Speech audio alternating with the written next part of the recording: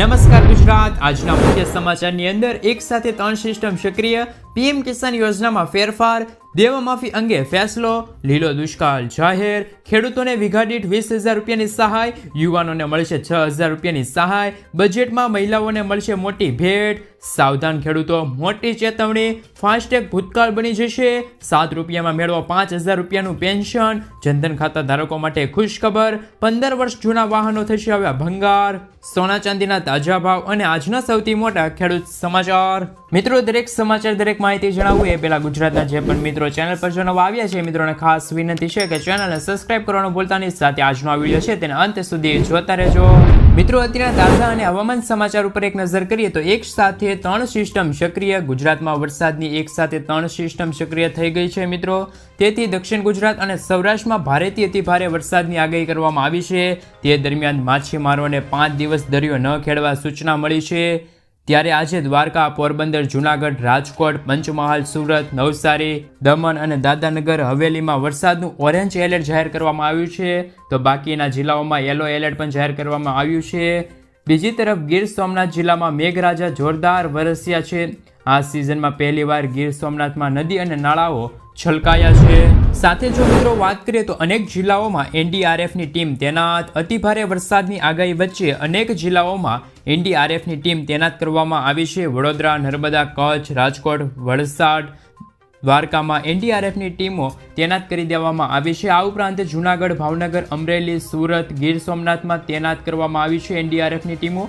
અતિભારે વરસાદની આગાહીના પગલે તંત્ર એલર્ટ મોડમાં પણ જોવા મળ્યું છે। પોરબંદર શહેર અને જિલ્લામાં જળ તાંડવની સ્થિતિ જોવા મળી રહી છે।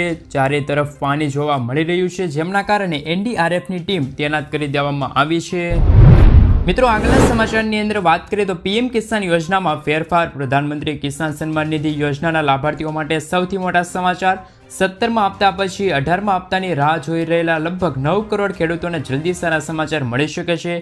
મીડિયામાં ફરતા અહેવાલ અનુસાર મોંઘવારીને જોતા કેન્દ્ર સરકાર પ્રધાનમંત્રી કિસાન સન્માન નિધિના હપ્તામાં વધારો કરવા પર વિચાર કરી રહી છે। કિસાનો માટે ખુશીના સમાચાર, સરકાર ટૂંક સમયમાં કિસાન સન્માન નિધિ યોજના હેઠળ ખેડૂતોને આપવામાં આવતી વાર્ષિક 6,000 રૂપિયાની રકમ વધારી શકે છે। મિત્રો, સાથે જો વાત કરીએ તો કેન્દ્ર સરકાર પીએમ કિસાન સન્માન નિધિની રકમ 50%માં વધારો કરી શકે છે એવું કહેવામાં આવી રહ્યું છે કે કેન્દ્ર સરકાર પ્રધાનમંત્રી કિસાન સન્માન નિધિની રકમની અંદર વાર્ષિક 6,000 રૂપિયાની બદલે 12,000 રૂપિયા કરવા પર વિચાર કરી રહી છે। જો બધું બરાબર રહ્યું તો નાણામંત્રી નિર્મલા સીતારમણ બજેટ 2024માં 18મા હપ્તાના આગમન પહેલા તેમની જાહેરાત કરી શકે છે અને આગામી એટલે કે 18મો હપ્તો વહેલી તકે છે તે ખેડૂતોના ખાતામાં પણ ટ્રાન્સફર કરી દેવામાં આવશે તેવી માહિતી મળી રહેલી છે, જેનાથી ખેડૂતોને વાર્ષિક 6,000 રૂપિયાનો નફો મળશે, એટલે કે ખેડૂતોને દર 4 મહિને 2,000 રૂપિયાની બદલે 4,000 રૂપિયાનો હપ્તો મળવા પાત્ર રહેશે। બજેટમાં મહિલાઓને મળશે મોટી ભેટ, મોદી સરકારે પોતાના ત્રીજા કાર્યકાળનું પ્રથમ પૂર્ણ બજેટ રજૂ કરશે।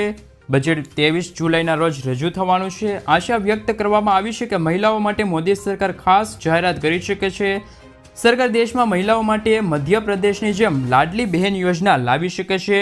મધ્યપ્રદેશની રાજ્ય સરકારે મહિલાઓને દર મહિને 1,250 રૂપિયા આપી રહી છે। હવે કેન્દ્ર સરકાર પણ મધ્યપ્રદેશ સરકારની જેમ યોજના દેશભરમાં લાવી શકે છે। આશા છે કે સરકાર 23 જુલાઈના રોજ રજૂ થનાર બજેટમાં મહિલાઓ માટે લાડલી બહેન યોજનાની જેમ કોઈ અન્ય યોજના લાવી શકે છે।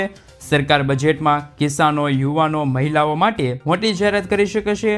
સરકાર મહિલાઓ માટે આ યોજનાની જાહેરાત કરી શકે છે તેવી પણ માહિતી મળી રહેલી છે। મિત્રો, ત્યારબાદના સમાચારની અંદર વાત કરીએ તો ખેડૂતોને 25,000 રૂપિયાની સહાય મળશે। ગુજરાત રાજ્યમાં ખેડૂતોને પૂર, દુષ્કાળ અને અતિવૃષ્ટિ જેવી કુદરતી આફતોમાંથી રાહત આપવા ઓગસ્ટ 2020માં ગુજરાત સરકાર દ્વારા મુખ્યમંત્રી કિસાન યોજનાની શરૂઆત કરવામાં આવી હતી। ગુજરાત કિસાન સહાય યોજના અંતર્ગત રાજ્ય સરકાર દ્વારા ખેડૂતોને મહત્તમ 4 હેક્ટર દીઠ કૃષિ પેદાશોના નુકસાનના 33%થી લઈને 60% સુધીનું નુકસાન વળતર અપાશે। કુદરતી આફતોના કારણે થતા નુકસાનના કિસ્સામાં ખેડૂતોને 20,000 રૂપિયા વળતર આપવામાં આવશે અને 60% કરતાં વધારે જો નુકસાન થયું છે તો વધુમાં વધુ 25,000 રૂપિયાનું વળતર આપવામાં આવશે। મિત્રો, આગળના સમાચારની અંદર વાત કરીએ તો દેવા માફી અંગે ફેસલો, ખેડૂત દેવા માફીને લઈને સરકાર અને ખેડૂત આગેવાનો વચ્ચે ફરી એકવાર મામલો ગરમાયો છે। આ વર્ષે કમોસમી વરસાદ, બજારમાં મંદી ના કારણે ખેડૂતોને ભારે નુકસાન થયું છે અને ખેડૂતો પાસે જૂના દેવા ભરવા માટે પૈસા નથી, જેથી ખેડૂતોને દેવા ભારમાંથી રાહત આપવામાં આવે, દેવા માફ કરીને ખેડૂતોને સહાય આપવામાં આવે તેવી માંગ ખેડૂત દ્વારા કરવામાં આવી રહી છે. છેલ્લા 15 વર્ષમાં દરેક ખેડૂત માટે રાજ્ય સરકારે છે તે મહત્વનો નિર્ણય લીધો છે કે રાજ્યના જે ખેડૂતો છે તેમના દેવા માફ થયા છે, તો આપણા ગુજરાતમાં કેમ નહીં? જ્યારે આ વખતે પણ ફરી એકવાર ગુજરાત રાજ્યમાં ભાજપની સરકાર બની છે, જેને ધ્યાનમાં રાખીને રાજ્યમાં ફરી એકવાર દેવા માફીનો મુદ્દો ચર્ચામાં આવ્યો છે. જ્યારે મિત્રો તેલંગાણાની ભાજપ સરકાર ખેડૂતોને 2 લાખ રૂપિયા સુધીની સંપૂર્ણ લોન માફ કરવાનો નિર્ણય કર્યો છે, તો આપણા ગુજરાત રાજ્યમાં પણ ભાજપની સરકાર છે. તો મિત્રો તમારા મતે શું છે કે ખેડૂતોનું દેવું માફ થવું જોઈએ કે નહીં? કોમેન્ટ બોક્સમાં જરૂરથી જણાવી આપજો. મિત્રો આગળના સમાચારની અંદર વાત કરીએ તો 70 લાખ ખેડૂતોની લોન માફ થશે. તેલંગાણાના મુખ્યમંત્રી રેવંત રેડ્ડીએ જણાવ્યા અનુસાર 11 લાખ ખેડૂતોને લાભ આપવા માટે બેંકે 6098 કરોડ રૂપિયા આપ્યા છે. કૃષિ લોન માફી યોજના 3 તબક્કામાં પૂર્ણ કરવામાં આવશે. તેમણે કહ્યું કે બીજો તબક્કો, જેમાં 1.5 લાખ રૂપિયા સુધીની પાક લોન જુલાઈના અંત સુધીમાં માફ કરી દેવામાં આવશે. સાથે મિત્રો પાક લોન જુલાઈના જે અંત સુધીમાં માફ કરી દેવામાં આવશે, જ્યારે ત્રીજા તબક્કાની 2 લાખ રૂપિયા સુધીની લોન છે તે ઓગસ્ટમાં માફ કરી દેવામાં આવશે.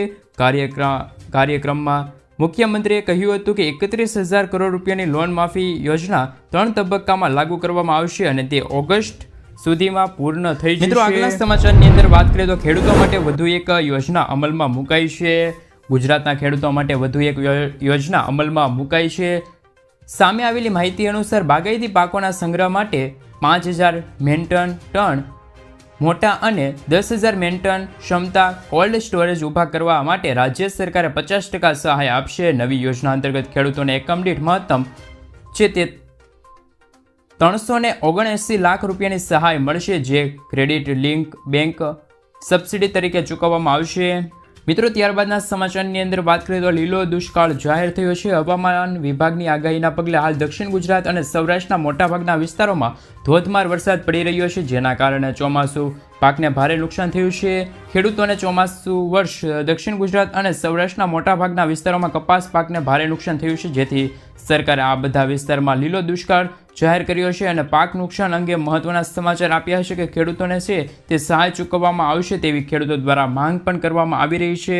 મિત્રો આજના સૌથી મોટા ખેડૂત સમાચારની અંદર એક નજર કરીએ તો અમરેલી જિલ્લામાં મોટાભાગના ખેડૂતો દ્વારા કપાસ, મગફળી, સોયાબીન, ઘઉં, ચણા તેમજ તલ, સફેદ અને કાળા તલનું વાવેતર કરવામાં આવ્યું છે. સાવરકુંડલા યાર્ડમાં મોટી મગફળીના 1300 ક્વિન્ટલ આવક નોંધાઈ હતી અને તેમના ભાવ પણ 1300 રૂપિયા ભાવ મળ્યા છે. જ્યારે સાવરકુંડલા માર્કેટિંગ યાર્ડમાં કપાસના ભાવ 1351 થી લઈને 1541 રૂપિયા સુધી મળ્યા છે. જ્યારે કપાસની 700 થી પણ વધારે આવક નોંધાઈ હતી. સાવરકુંડલા યાર્ડમાં ચણાના જણસીની આવક નોંધાઈ છે, જેમાં ચણાના ભાવ છે તે ખેડૂતોને 1060 રૂપિયાથી લઈને 1152 રૂપિયા સુધી મળ્યા છે.